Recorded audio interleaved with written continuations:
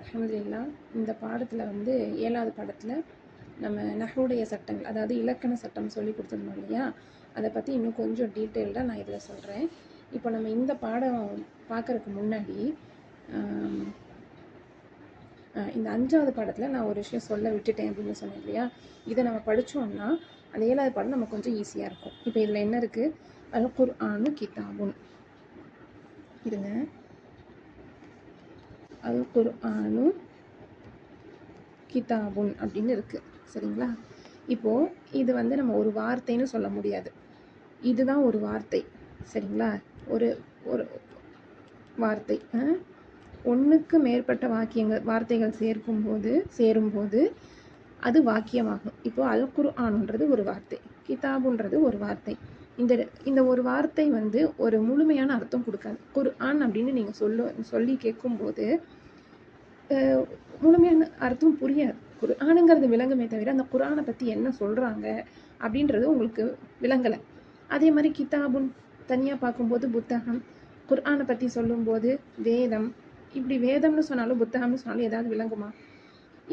என்ன அந்த வேதத்தில் என்ன இருக்குது, அல்லது புத்தகத்தில் என்ன இருக்குது, அந்த புத்தகம் எது அப்படின்ற மாதிரி நமக்கு பல கேள்விகள் வரும். ஸோ ஒரு வார்த்தைன்றது முழுமையான அர்த்தம் கொடுக்காது. ஒன்றுக்கு மேற்பட்ட 2 அல்லது அதற்கு மேற்பட்ட வார்த்தைகள் இணையும் போது ஒரு முழுமையான அர்த்தம் கொடுக்கும். இப்போ படித்து பார்ப்போமா?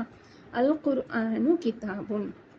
இந்த குர்ஆன் ஆகிறது வேதமாக இருக்கிறது. நமக்கு தெளிவாக புரிஞ்சிச்சு, எந்த ஒரு சந்தேகமும் இல்லாமல் குர்ஆன் தான் வேதம்னு சொல்கிறாங்க அப்படின்னு புரிஞ்சிச்சு. அப்போ முழுமையான அர்த்தம் உங்களுக்கு எப்படி கிடைச்சிது? 2 வார்த்தைகள் சேரும்போது. 2 வார்த்தைகள் சேர்ந்துச்சு அப்படின்னா அதை வந்து தமிழில் வாக்கியம்னு சொல்லுவாங்க, சரிங்களா? அரபியில் கலாம்னு சொல்லுவாங்க, தமிழில் வாக்கியம்னு சொல்லுவாங்க. இந்த வார்த்தையை வந்து அரபியில் கலிமான்னு சொல்லுவாங்க. கலிமா, இது ஒரு கலிமா, இது ஒரு கலிமா. இந்த 2 கலிமாவும் சேரும்போது உருவாகிறது என்ன? கலாம். கலாம், சரிங்களா? இப்படி 2 வார்த்தைகள் சேர்ந்து ஒரு கலாம், ஒரு முழுமையான அர்த்தம் தரக்கூடிய வார்த்தை வரணும் அப்படின்னா அதனுடைய ஃபஸ்ட்டு வார்த்தை வந்து எப்பொழுதுமே அலிஃப்லாம். இந்த பாடத்தை பொறுத்த வரைக்கும், அதாவது இந்த கிதாபை பொறுத்த வரைக்கும்னு வச்சுக்கோங்களேன், அலிஃப்லாம் பெற்றதாக தான் இருக்கணும் ஒரு வார்த்தையுடைய ஆரம்பம். இன்னும் நிறைய சட்டங்கள் இருக்குது. இந்த கிதாபை பற்றி மட்டும் நம்ம இப்போ பேசிக் லெவல் தானே படிக்கிறோம். ஸோ பேசிக்கில் ஃபஸ்ட்டு ஸ்டெப் என்னென்னா அலிஃப்லாம் பெற்றதாக தான் இருக்கணும். அப்போது நம்ம எப்படி எழுதக்கூடாது அப்படின்னா, இந்த அல் குர்ஆனு கிதாபுன்றது குர்ஆனுன் கிதாபுன்னு எழுதக்கூடாது. எழுதுனா அர்த்தம் வராதான்னு கேட்டால் வரும், ஆனால் முழுமையான அர்த்தம் வராது, சரிங்களா? வேதமான குர்ஆன்னு அர்த்தம் மாறிடும். அலிஃப்லாம் எடுத்தீங்கன்னா அதோட அர்த்தம் மாறிடும். அலிஃப்லாமை சேர்த்துனீங்க அப்படின்னா குர்ஆன் ஆகிறது வேதமாக இருக்கும்னு இருக்கும். இதே நீங்கள் அலிஃப்லாமை எடுத்துட்டீங்கன்னா இந்த இலக்கண சட்டப்படி வேதமான குர்ஆன். ஏன் வேதமான குர்ஆன்றது ஒரு முழுமையான அர்த்தம் கொடுக்காதா? நமக்கு புரியுதே. அப்படின்னா வேதமான குர்ஆன் என்னவாக இருக்கு? நல்லதா, உயர்ந்ததா, ஏதாவது ஒரு வந்து முடியணும். ஸோ இப்பயும் நமக்கு ஒரு கொஷன் மார்க் தான் வந்திருக்கு. வேதமான குர்ஆன் என்ன, சரிங்களா? ஒரு வார்த்தை முடியலை. ஸோ நமக்கு வந்து ஒரு வார்த்தை முழுமையான அர்த்தம் தரக்கூடியதாக இருக்கணும் அப்படின்னா அதனுடைய ஆரம்ப வார்த்தை அலிஃப்லாம் பெற்றதாக இருக்கணும். இது ரொம்ப ரொம்ப மஸ்து. அடுத்து அல் குர்ஆனு கிதாபுன்னு இருக்கா? அல் குர்ஆனு கிதாபுன். இப்போது இதில் இலக்கண பெயர் இருக்குது. அல் குர்ஆனுன்றது தான் ஒரு வார்த்தையுடைய ஆரம்பம். இப்போது இந்த கலாமை பொறுத்த வரைக்கும், கலாம்னா இந்த வாக்கியம், இந்த வாக்கியத்தை பொறுத்த வரைக்கும் ஃபஸ்ட்டு வார்த்தையாக எது வருதோ அதனுடைய பெயர் வந்து முபுத்ததா. என்ன? முபுத்ததா. இது வந்து ஜபர் வரும், முபுத்ததா. இந்த முபுத்ததா பற்றி என்ன செய்தி அறிவிக்கப்படுதோ அந்த செய்திக்கு பெயர் ஹபர். ஹபர்னாலே செய்தி அறிவித்தல் தான் அர்த்தம். முபுத்ததா வந்து ஒரு வார்த்தையுடைய ஆரம்பம்னு அர்த்தம், ஹபர்னா செய்தி அறிவித்தல் அர்த்தம். நமக்கு அர்த்தம்லாம் வேண்டாம், இந்த பேரை மட்டும் மனப்பாடம் பண்ணிக்கோங்க. முபுத்ததா, ஹபர். முபுத்ததான என்ன? ஒரு வாக்கியத்துடைய ஆரம்பத்தில் வரக்கூடிய வார்த்தைக்கு முபுத்ததான்னு சொல்லுவாங்க. அதுக்கு அந்த முபுத்ததா எதுவாக இருக்கோ அதை பற்றின ஒரு செய்தி அறிவிக்கக்கூடியது தான் ஹபர். இப்போது குர்ஆனும் குர்ஆன் ஆகிறது என்ன செய்தி அறிவிக்குது? வேதமாக இருக்கிறதுன்ற செய்தி அறிவிக்குதா? அதுதான் ஹபர். சரிங்களா? அடுத்து நம்ம பார்க்கலாம். இங்க பாருங்க, அத்தர்சு அத்தர்சு சஹலுன்னா, அத்தர்சுன்றது முபுத்ததா. இந்த முபுத்ததா பற்றி ஒரு செய்தி அறிவிக்குது. என்ன? பாடமாகிறது சுலபமாக இருக்கிறதுன்ற ஒரு செய்தி. பாடத்தை பற்றி என்ன சொல்லுது? சுலபமாக இருக்கும்னு செய்தி அறிவிக்கிறதுனால இதுதான் ஹபர். சஹலுன்றது ஹபர், இது முபுத்ததா. அப்போ இந்த பாடத்தில் உள்ள எல்லாத்துலேயுமே ஆரம்பத்தில் உள்ளது பார்த்தீங்கன்னா அலிஃப்லாமாக தான் வந்திருக்கா? அடுத்தது இந்த ஆரம்பத்தில் உள்ள எல்லாத்தோட பேரும் முபுத்ததா. ரெண்டாவது வார்த்தைக்கு பேர் ஹபர். நீங்கள் அர்த்தத்தை ஒவ்வொன்றுக்கும் யோசிச்சு பார்த்தீங்கன்னா இந்த முபுத்ததா பற்றின ஒரு செய்தி அறிவிக்கக்கூடியதாக தான் இருக்கும். ஒழுக்கமாகிறது கடமையாக இருக்கும். ஒழுக்கத்தை பற்றி ஒரு விஷயத்த சொல்கிறாங்க. சரியா? அப்போது இதை நல்லா நான் இங்கே தெளிவாக கூட எழுதிட்டேன். முபுத்ததா ஒரு வார்த்தையுடைய ஆரம்பம், ஒரு வாக்கியத்துடைய ஆரம்ப வார்த்தை. ஹபர் இரண்டாவது வார்த்தைன்னு சொல்ல முடியாது, ஏன்னா பெரிய சென்டென்ஸ் வரும் பொழுது உங்களுக்கு ஹபர் கொஞ்சம் தள்ளி கூட வரும். சரியா? தொடர்ந்து அடுத்தே வரும்னு சொல்ல முடியாது. ஆனால் அந்த ஹபர் இந்த முபுத்ததாவை பற்றின ஒரு செய்தி அறிவிக்கும், ஒரு விஷயத்தை அறிவிக்கும். இதுதான் முபுத்ததா ஹபர். இப்போது இதுக்கப்புறம் ஒரு பாடம் படித்தோம்னு நினைக்கிறேன். இந்த பாடம் இது முடிஞ்சது. இப்போ தர்ஸ் எத்தனை? தர்ஸ் 6. இது தனி ஆடியோவாக கூட போடட்டா? அடுத்ததா பாடம் 6. சாரி, நான் ரெக்கார்ட் பண்ணிட்டேன்னு நினச்சிட்டு இவ்வளோ விஷயங்கள் சொல்லிவிட்டு அப்புறம் மற்ற ரெக்கார்டே போடலை. பாருங்கள், 6வது பாடத்தில் நம்ம ஒரு 5 எழுத்துக்கள் படித்தோம். சரிங்களா? என்னென்ன? ஃபி, அல, இலா, லி, மீன். இந்த 5 எழுத்துக்களும் ஒரு இஸ்முக்கு முன்னால் வரும்போது அந்த இஸ்முக்கு ஜேர் செய்யும். இப்போ அல் பை தூன்னு இருக்கும், ஆனால் ஃபி வந்தால் ஃபில் பை தூவாக வரும், ஃபில் பை டி. அதே மாதிரி அல் ஃபர்சூன்னு இருக்குது, அல வந்துச்சுன்னா அல் ஃபர்சின்னு மாறிடும். அதே மாதிரி அல்மைதானுன்ற வார்த்தை அலா வந்தாலும் ஃபீ வந்தாலும் இதில் எது வந்தாலும் அதுக்கு பின்னாடி உள்ள இஸ்முக்கு ஜேர் வரும். அடுத்து லில் வலதி, அதில் லீ வந்தாலும் உங்களுக்கு ஜேர் வரும், மின் வந்தாலும் அது இஸ்முடைய கடைசியில் ஜேர் வரும். இந்த லில் வலதி பற்றி இங்கே சொல்லிடுறேன் பாருங்கள்.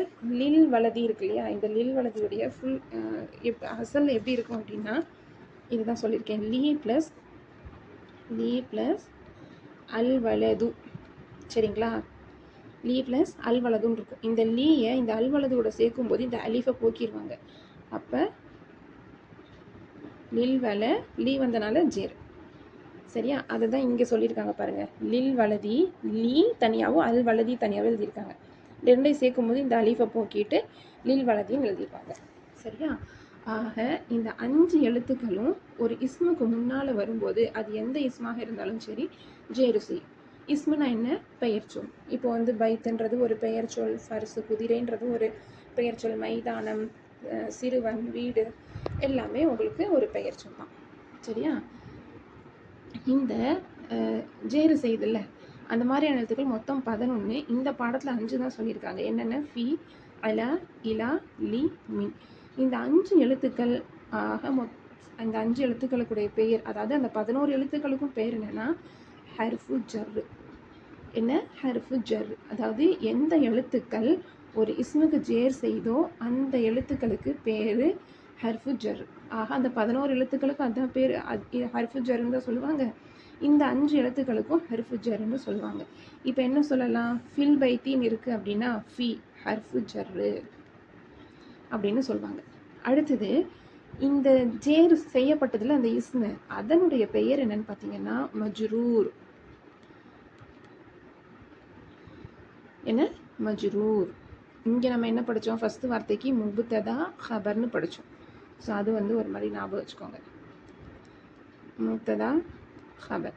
இங்கே ஜர் மஜ்ரூர், ஜார் மஜ்ரூர்னு சொல்லுவாங்க. ஜார் மஜ்ரூர்னா என்ன? அந்த ஜர்ரு செய்யக்கூடிய எழுத்து ஃபஸ்ட்டு வரும், அதோட தொடர்ந்து. இப்போ இந்த முபுத்ததா ஹபர்லாம் கூட கொஞ்சம் கேப் விட்டு வரும்னு சொல்லியிருந்தேன். தொடர்ந்தே வரும்லாம் சொல்ல முடியாது. இப்போ இந்த இடத்துல அல் குர்ஆனும் கிதாபுன்னு அடுத்தடுத்து இருக்குது. சில இடங்களில் நடுவில் வேறு ஏதாவது வரும். சரிங்களா? கொஞ்சம் தள்ளி கூட வரும். ஆனால் ஜாரு ஹர்ஃபு ஜர்ரு வந்துச்சு அப்படின்னா அதை தொடர்ந்து மஜ்ரூர் வந்துடும். சரிங்களா? அப்போ இதோட பேர் என்ன? ஜாரு. இதோட பேர் மஜ்ரூர். இதையும் நல்லா மனப்பாடம் பண்ணிக்கோங்க. அப்போ இதோட பேர் என்ன? ஜாரு. இதோட பேர் மஜ்ரூர். இது ஜாரு, இது மஜ்ரூர். சரிங்களா? அதை தான் நம்ம இந்த 6வது பாடத்தில் பார்த்தோம். இப்போ 7வது பாடம். 7வது பாடம் எப்படின்னா 5வது பாடத்தையும் 6வது பாடத்தையும் கலந்து 7வது பாடத்தில் கொடுத்துருக்காங்க. எப்படி பாருங்க. அல் வலது அலல் குர்சின்னு இருக்கா? தர்சு 7. அல் வலது அலல் குர்சி. சரிங்களா? இப்போ இதுக்கு அர்த்தம் வைக்கலாமா? சிறுவனாகிறவன் நாற்காலியின் மீது இருக்கிறான். இப்போ ஃபஸ்ட்டு வார்த்தை அலிஃப்லாம் பெற்று வந்திருக்கு. அப்போ இதோடைய பெயர் என்ன? ஒரு வாக்கியத்துடைய ஆரம்பத்தில் எப்பயுமே அலிஃப்லாம் வரும்னு சொன்னோம். அப்போ அதோடைய பெயர் என்ன? முபுத்ததா. என்ன? முபுத்ததா. இப்போது சிறுவனாகிறவன் இது ரெண்டையும் பிரிக்க முடியாதுல்ல. இந்த அலாவும் இப்போ அலாவுக்கு தனி அர்த்தம் சொன்னாலும் ஒரு புரியிற மாதிரியான அர்த்தம் வந்து சேர்ந்தாக தான் கொடுக்கும். இப்போது இந்த ஹர்ஃபு ஜாரெல்லாம் பார்த்தீங்கன்னா ஒரு முழுமையான அர்த்தம் கொடுக்காது. இப்போ ஃபீ இல் அப்படின்னு சொல்லும்போது உங்களுக்கு ஏதாவது பாருங்கள் சொல்ல. இப்போது இந்த ஃபீ அலா இலா லீ மின் எல்லாமே தனியாக நீங்கள் அர்த்தம் வச்சிங்கன்னா உங்களுக்கு சுத்தமாகவே புரியாது. இல் அப்படிங்கிறப்ப யார்கிட்டே இல்லைன்னு நம்ம சொல்ல முடியுமா? மீதுன்னு சொல்ல முடியுமா? இலா அளவிலேன்னு சொல்ல முடியாது. காக இருந்து சொன்னாலும் ஒன்றும் புரியாது, நம்ம சொல்ல மாட்டோம். அப்போது இது புரியணும், இல்லைன்றது புரியணும் அப்படின்னா இன்னொரு இஸ்முடைய ஹெல்ப் வேணும், துணை வேணும். அப்போது வீட்டில்னு சொல்லும்போது புரியுது. அப்போது இந்த இல்லைன்றது தனிச்சு அர்த்தம் கொடுக்காது, சேர்ந்து தான் வரும். எங்கேயுமே அலாவும் இலாவும் சரி லீ மின் இந்த 5 எழுத்துக்களுமே ஒரு இஸ்மோட சேர்ந்து தான் உங்களுக்கு ஒரு அர்த்தம் கொடுக்குமே தவிர தனிச்சு நீங்கள் வந்து அதை ஒரு பொருள்பட பேச முடியாது. சரிங்களா?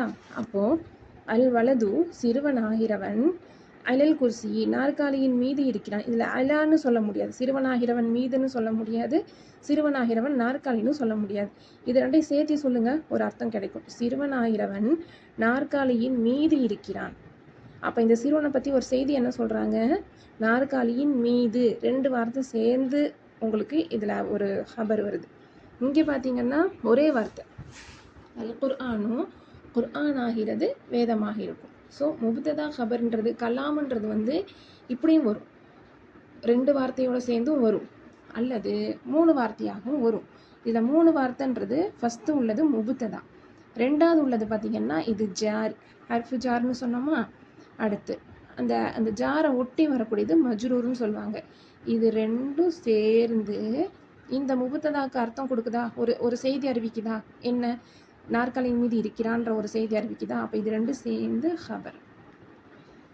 இது என்ன? முபுத்ததா. இது 2 சேர்ந்து ஹபர். இந்த 2 சேர்ந்ததில் இது என்ன? ஜாரு, இது மஜ்ரூர். அதை தான் இந்த பாடத்தில் கொண்டு வராங்க. ஸோ 6வது பாடத்தையும் 7வது பாடத்தையும் சேர்த்து இந்த 8வது பாடத்தில் வருது. இப்போ எல்லாமே பார்த்தீங்கன்னா அப்படி தான். அது குருசின்றது முபுத்ததா, அலான்றது ஜாரு, அர்லின்றது மஜ்ரூர். இது 2 சேர்ந்து இந்த குருசியோடைய ஹபர். அதாவது இந்த குர்சியை பற்றி ஒரு செய்தி அறிவிக்குது. என்ன செய்தி அறிவிக்குது? பூமியின் மீது இருக்கிறது, நாற்காலி ஆகிறது பூமியின் மீது இருக்கிறது. ஸோ இந்த முபுத்ததா ஹபர்ன்றது எப்பயுமே ஒரு சென்டென்ஸை முழுமைப்படுத்தணும், முழுமையான அர்த்தம் கொடுக்கும். அதனால தான் குர்ஆன் வேதம்னு சொல்லாமல் குர்ஆன் ஆகிறது, முபுத்ததா எப்பயுமே ஆகிறதுல முடியணும், வேதமாக இருக்கும் அப்படின்னு ஹபருடைய அர்த்தம் முடியணும். கம்ப்ளீட்டாக அதனுடைய அர்த்தம் கம்ப்ளீட் பண்ணிடணும். ஏன்னா இது வந்து பயன் தரக்கூடிய கம்ப்ளீட் சென்டென்ஸ், இது முப்ததா ஹபராக வரக்கூடியது. அதனால தான் இங்கேயும் வந்து சிறுவன் நாற்காலியின் மீது அப்படின்னு சொன்னாலுமே புரியும் தான். ஆனால் அப்படி சொல்லக்கூடாது. சிறுவன் ஆகிறவன் நாற்காலியின் மீது இருக்கிறான் அப்படி சொல்லி நம்ம முழுமைப்படுத்தணும். சிறுவனாகிறவன்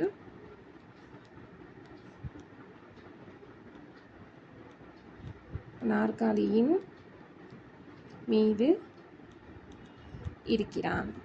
புரிஞ்சுதுங்களா? இந்த பேரெல்லாம் புரிஞ்சுதா? ஏதாவது டவுட் இருந்தாலும், ஏதாவது தெளிவாக எழுத்து எதுவும் தெரியல, நான் வந்து பாடம் நடத்தினால கொஞ்சம் கடகடன்னு எழுதிட்டேன், தெளிவாக எழுதியிருக்கேனான்னு தெரியல. ஒன்றும் இல்லை, இந்த பேர் மட்டும்தான். முபுத்ததா ஹபரு ஜாரு மஜ்ரூரு, நல்லா ஞாபகம் வச்சுக்கோங்க. வேறு ஏதாவது உங்களுக்கு எழுத்து புரியலனாலும் கேளுங்க இன்ஷா அல்லாஹ். அஸ்ஸலாமு அலைக்கும் வரஹ்மத்துல்லாஹி வபரகாத்துஹு.